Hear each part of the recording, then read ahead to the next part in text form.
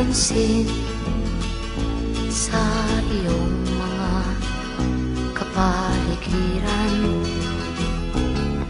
Kay dumi na ng hangin, pati na ang mga ilog natin. Hindi nga masama ang pag-unlad at malayo-layo na rin ang ating narating.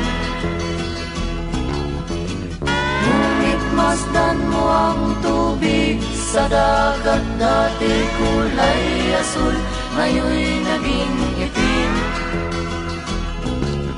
Ang mga duming ating ikinalat sa hangin, sa langit, huwag na nating paabutin.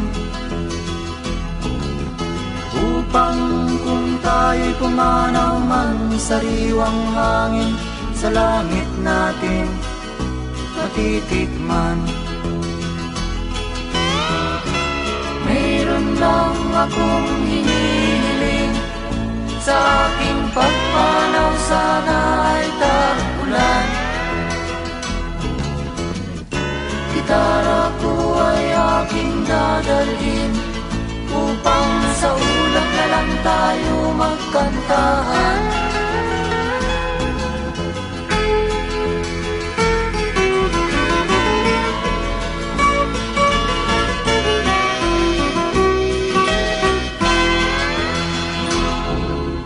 Ang mga bata ngayon lang isinilang, may hangin pa kayang matitikman. May mga puno pa kaya silang aakyatin, may mga ilog pa kayang lalamuyan. Bakit di natin pag-isipan ang nangyayari sa ating kapaligiran?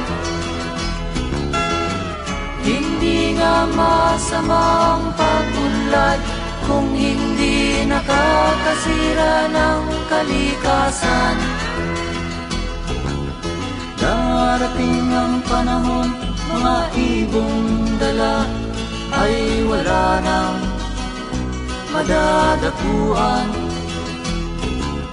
Masdan mo ang mga punong dati ay kay tatag, ngayon'y namamatay dahil sa ating kalokohan.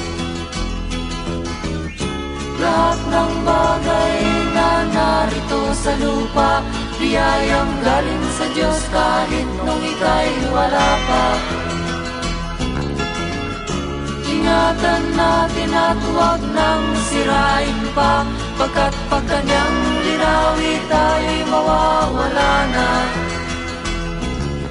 Mayroon lang akong hinihiling, sa aking pagpanaw sana ay tag-ulan. Gitara ko ay aking dadalhin, upang sa ulap na lang tayo